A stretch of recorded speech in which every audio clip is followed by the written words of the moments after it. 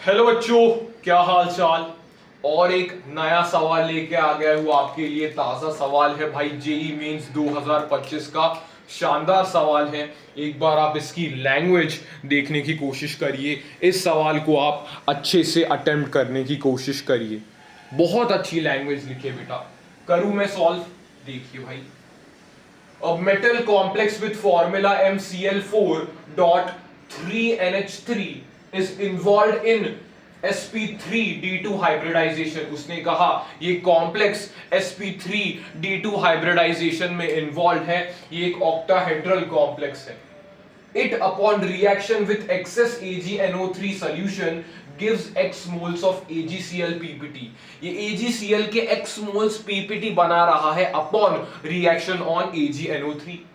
Consider X is equal to number of lone pair present on central atom in BrF5।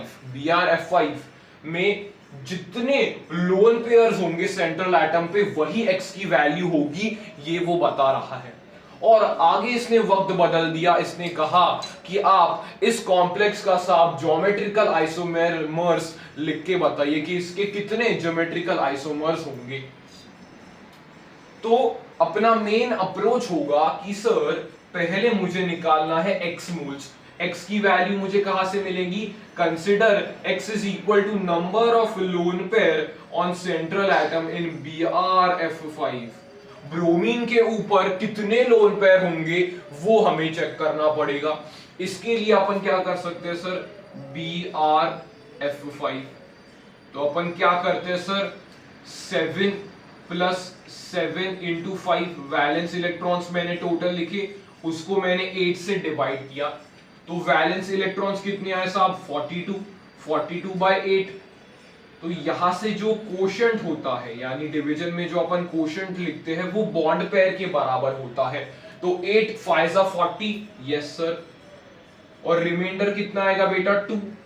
तो यहाँ पे जो quotient आया वो बॉन्ड पेयर्स के बराबर है, ये बॉन्ड पेयर के बराबर है। और रिमाइंडर को अगर आप डिवाइडेड बाय 2 करोगे तो वो आपको एक लोन पेयर बना के देगा। हाँ सर, एक लोन पेयर यहाँ पे होगा। मतलब ब्रोमीन F5 का स्ट्रक्चर कैसा होगा सर? यहाँ पे Br सेंट्रल एटम है बीच में, यहाँ पे साइड में 5 फ्लोरीन एटम्स जुड़े हुए होंगे, फ्लोरीन एटम्स जुड़े हुए होंगे। और यहाँ पे इसके खोपड़ी पर एक लोन पेयर आपको देखने को मिलेगा, इसके ऊपर एक लोन पेयर आपको देखने को मिलेगा। इस स्ट्रक्चर को अपन ये कहते हैं सर, ये स्ट्रक्चर है स्क्वायर पिरामिडल।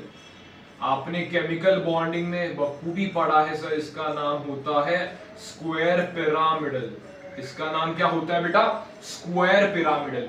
इसकी हाइब्रिडाइजेशन क्या होगी सर? इसकी हाइब्रिडाइजेशन होगी number of bond pair plus number of lone pair. कितनी होगी हाइब्रिडाइजेशन सर? इसकी हाइब्रिडाइजेशन होगी sp3d2।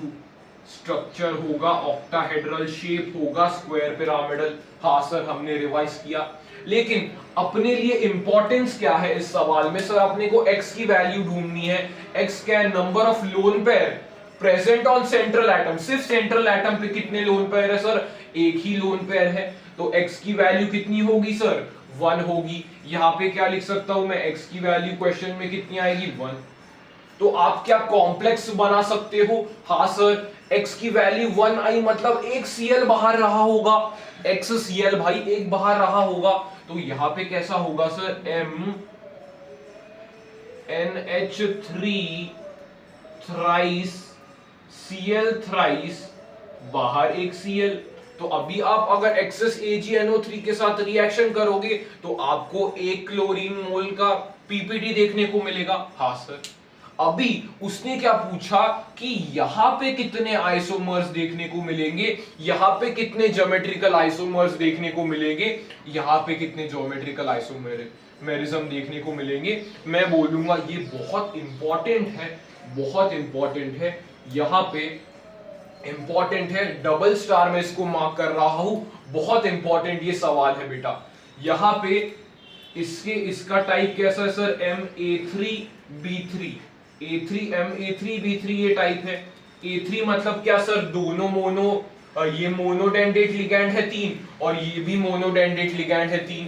तो यहां पे एक स्पेशल केस आपको देखने को मिलता है, दैट इज फैक एंड मर। फैक एंड मर आपको आइसोमर्स देखने को मिलते हैं, दैट इज यहां पे अगर मैं बात करूं तो M, ये A, यहां पे A, यहां पे ये,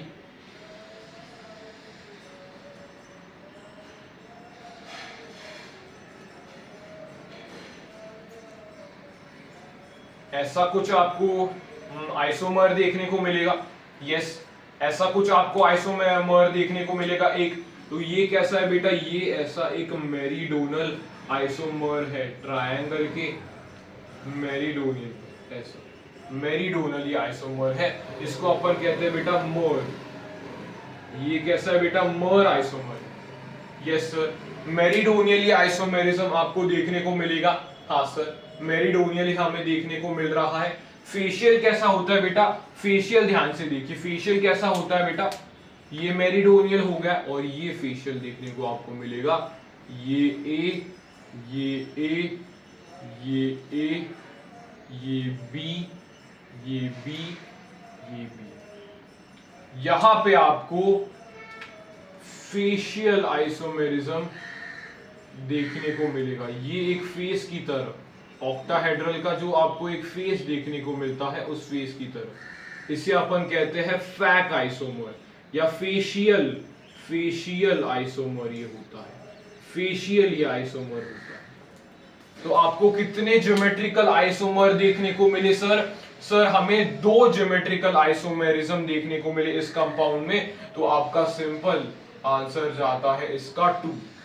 इसका सिंपल आंसर आपके पास जाता है 2। यहां पे एक मेरीडोनियल आइसोमर देखने को मिला और एक फेशियल आइसोमर देखने को मिला।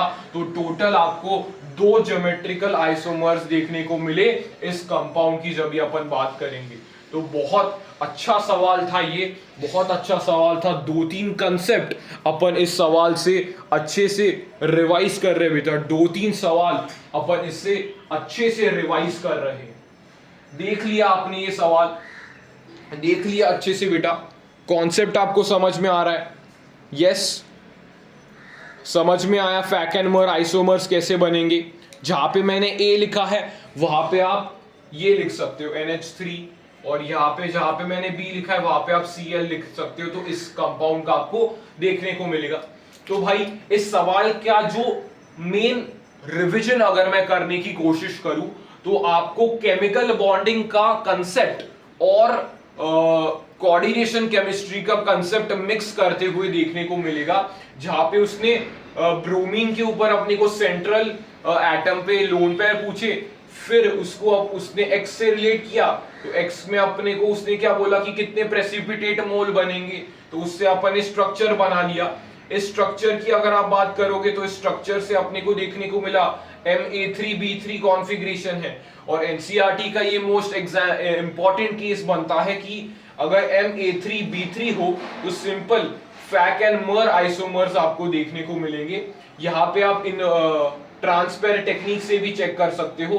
ट्रांसपेयर यहाँ पे कितने आएंगे बेटा, यहाँ पे कैसा लिख सकते हो आप, A B, सब में A B आएगा। यहाँ पे सब में A B आता है, ये सही है जी। यहाँ पे BB और A, यस, ये ऐसा आपको देखने को मिलेगा। यहाँ पे क्या देखने को मिलेगा सर, AB AB AB। तो ये आपको मर आइसोमर देखने को मिला और ये आपको फेशियल आइसोमर देखने को मिला। Yes yes sir. यहां पे अगर आप इसको एक शिफ्ट करोगे और इसको यहां पे लाओगे तो ये आपको बराबर देखने को मिल रहा है, मतलब अपन ने स्ट्रक्चर भी बराबर बनाया है। अगर वो पूछे ऑप्टिकली एक्टिव है क्या, वैसे तो पूछा नहीं है, वैसे ये दोनों ऑप्टिकली इनएक्टिव होते हैं। ये दोनों बेटा ऑप्टिकली इनएक्टिव आपको देखने को मिलेंगे। यस, क्लियर है, क्लियर है, दोनों आपको ये ऑप्टिकली इनएक्टिव देखने को मिलेंगे। तो यही था बेटा आज का सवाल। ये सवाल मैंने इसलिए उठाया क्योंकि यहाँ पे लैंग्वेज उसने काफी अच्छी लिखी थी। जेईई मेंस 2025 में ये सवाल पूछा गया है। अप्रैल के 4 अप्रैल शिफ्ट में ये सवाल पूछा गया है। लैंग्वेज इसकी काफी अच्छी है, इसलिए मैंने ये सवाल उठाया है आपके लिए। बाकी कंसेप्ट की बात करोगे तो यहाँ पे मैंने बोर्ड पे कंसेप्ट को समराइज कर दिया है। अगर आपको ये लेक्चर या फिर ये सवाल एकदम अच्छे से समझ में आया तो एक बार दिल जरूर बना देना।